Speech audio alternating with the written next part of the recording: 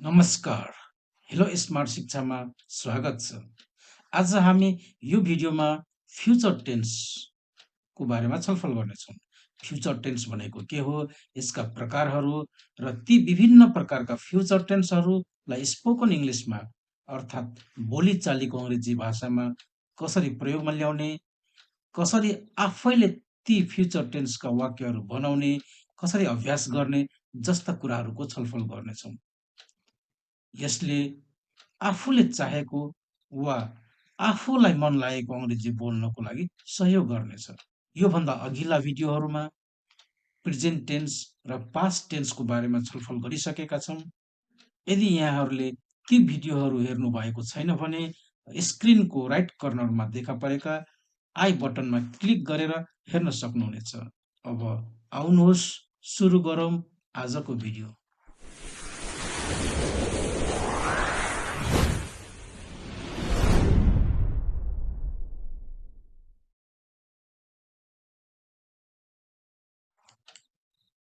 Future tense.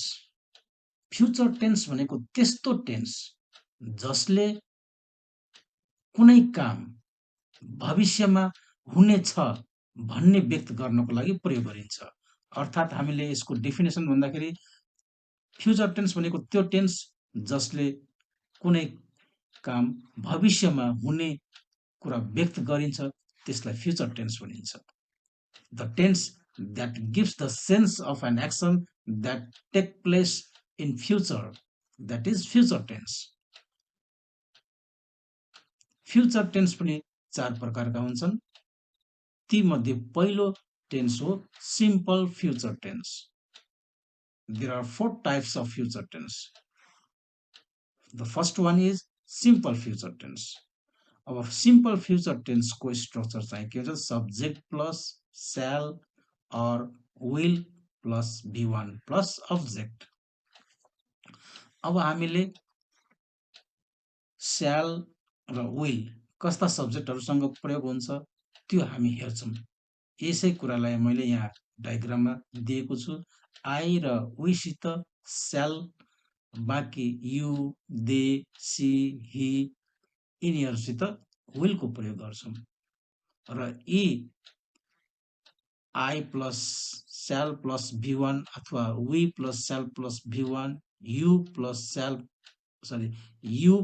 will plus V1, they plus will plus V1, she plus will plus V1, he plus will plus V1 यी यस्ता प्रकारको सेन्टेन्सले कस्तो sense दिन्छ त हामी इक्जाम्पलमा हेरौँ।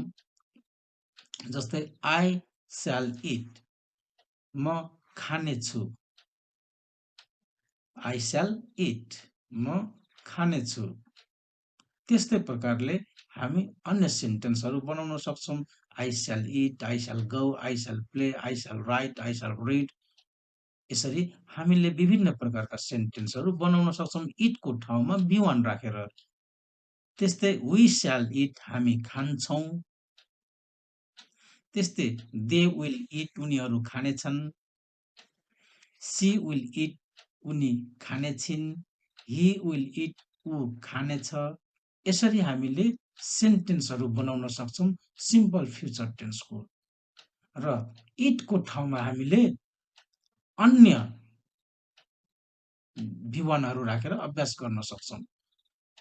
हामीले V1, V2, V3, V4 र V5 सँग सम्बन्धित विभिन्न भिडियोहरूमा हेरिसकेका छौँ। ती भिडियो तपाईहरूले हेर्नु भएको छैन भने स्क्रिनको राइट कर्नरमा देखा परेको आई बटनमा क्लिक गरेर हेर्न सक्नुहुनेछ र त्यहाँबाट तपाईहरूले V1हरू सबै V1हरू ल्याएर अभ्यास गर्न सक्नुहुनेछ। इटको ठाउँमा अन्य V1हरू राख्न सक्छौँ र अभ्यास गर्न सक्छौँ। यसबाट हामीले यो अभ्यास गर्दाखेरि बोलीचालीको अङ्ग्रेजीमा अर्थात् स्पोकन इङ्ग्लिसमा यस्ता वाक्यहरू बनाउन सहयोग हुन्छ। जस्तै आई, अब यहाँ V1 को ठाउँमा हामीले V1 अन्य भब राख्न सक्छौँ, अन्य V1 राख्न सक्छौँ। जस्तै I shall eat, I shall go, I shall play, I shall read, I shall write, I shall drink. त्यस्तै we shall go, we shall play, we shall write, we shall read, we shall go. यसरी विभिन्न प्रकारका सेन्टेन्सहरू बनाउन सक्छौं. You will go, you will play, you will eat, you will write, you will drink, you will sleep, they will play, they will go, they will dance, they will sing. यसरी विभिन्न प्रकारका सेन्टेन्सहरू बनाउन सक्छौं. She will cook, she will play, she will go, she will dance, she will sing, he will go, he will play, he will dance. यसरी हामीले विभिन्न प्रकारका सेन्टेन्सहरू बनाउन सक्छौं यो स्ट्रक्चरमा. र यसो गर्नाले हाम्रो स्पोकन इंग्लिशमा यी सेन्टेन्स फ्युचर सिम्पल फ्युचर टेन्सका स्ट्रक्चरहरू सेन्टेन्सहरू हामीले बनाउन सक्छौं र अटोमेटिकली हामीले बोल्ने बेलामा यस्ता प्रकारका सेन्टेन्सहरू आउने भएको हुनाले यसले हामीलाई फ्लुएन्सी बढाउन सहयोग हुन्छ. त्यसैले यसरी हामीले अभ्यास गर्नुपर्ने हुन्छ. त्यस्तै रहेको छ अर्को tense future continuous tense. Future continuous tense त्यस्तो टेन्स जसले भविष्यमा कुनै काम भइरहनेछ भन्ने सेन्स व्यक्त गर्नको लागि प्रयोग हुन्छ. भविष्यमा कुनै काम भइरहने सेन्समा यो फ्युचर टेन्सको प्रयोग गरिन्छ. जस्तै म भोलि टिभी हेरिरहनेछु, म भोलि यति बेला खेलिरहनेछु, म भोलि यति बेला स्कुल गइरहनेछु. यसरी हामीले फ्युचर टेन्समा कुनै काम भइरहेको भन्ने सेन्समा फ्युचर कन्टिन्युअस टेन्सको प्रयोग गरिन्छ र त्यो सेन्स प्रयोग गर्नको लागि अथवा त्यो सेन्स व्यक्त गर्नको लागि हामीले सब्जेक्ट प्लस shall be अथवा will be plus V four plus object यो स्ट्रक्चरमा हामीले लेख्नु पर्ने हुन्छ. र अब यो स्ट्रक्चरलाई हामीले स्पोकन इंग्लिशमा अर्थात् ती बोलीचालीको अंग्रेजीमा प्रयोगमा ल्याउनको लागि अभ्यास गर्नुपर्ने हुन्छ. अब अभ्यास गर्नको लागि इक्जाम्पलहरू सेन्टेन्सहरू बनाउनको लागि हामीले यसरी गर्न सक्छौं. I shall be plus before, we shall be plus before, you will be plus before, they will be plus before, he will be plus before, she will be plus before. हामीले अब बिफोर को ठाउँमा यी विभिन्न बिफोरहरू हामीले राखेर अभ्यास गर्न सक्छौं.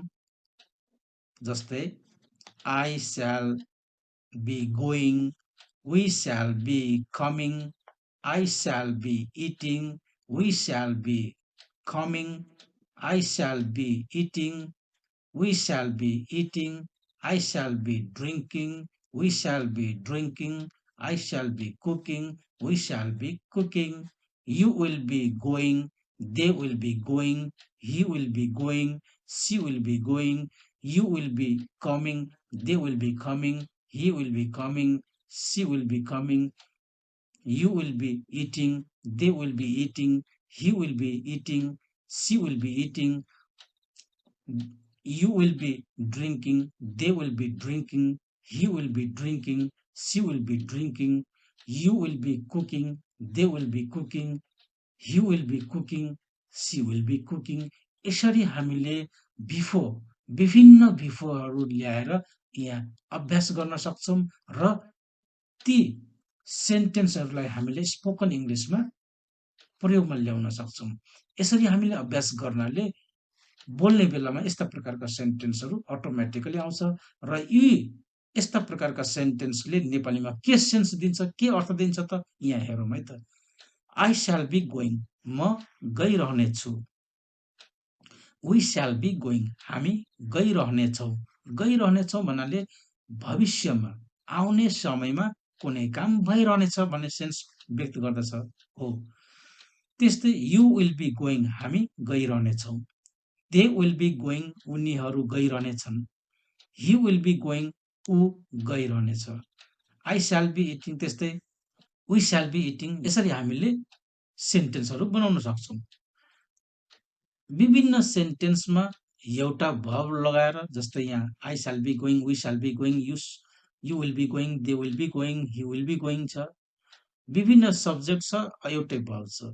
त्यस्तै यतापट्टि विभिन्न सब्जेक्ट छ, एउटै भर्ब छ, अर्थात् हामीले यसो पनि गर्न सक्छौं, एउटै सब्जेक्टमा विभिन्न भर्बहरू राख्न सक्छौं। जस्तै आई शैल बी इटिङ छ, वी शैल बी इटिङ छ, यु विल बी इटिङ छ, सी विल बी इटिङ छ। अब इटिङको ठाउँमा एउटा मात्रै सब्जेक्ट लगाएर आई शैल बी इटिङको ठाउँमा बिफोर लगाएर गर्न सक्छौं।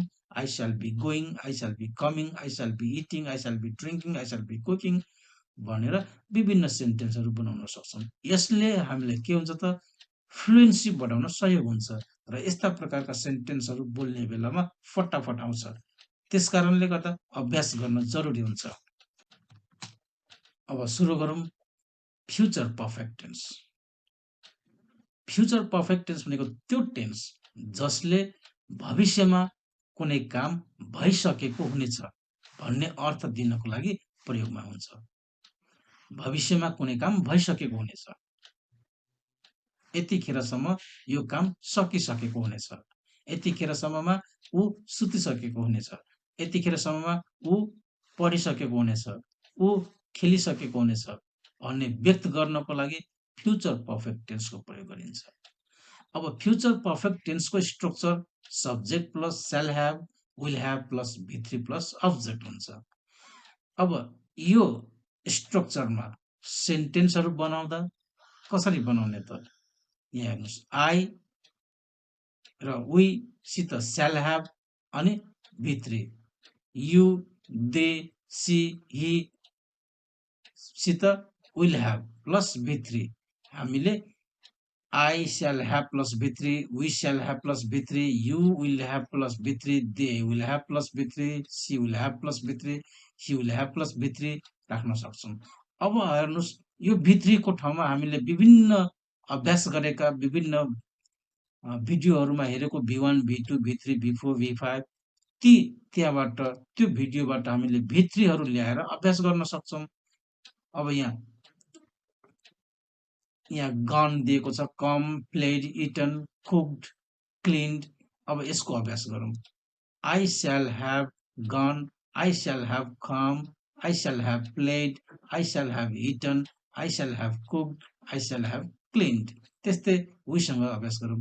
We shall have gone, we shall have come, we shall have played, we shall have eaten, we shall have cooked, we shall have क्लिन्ड।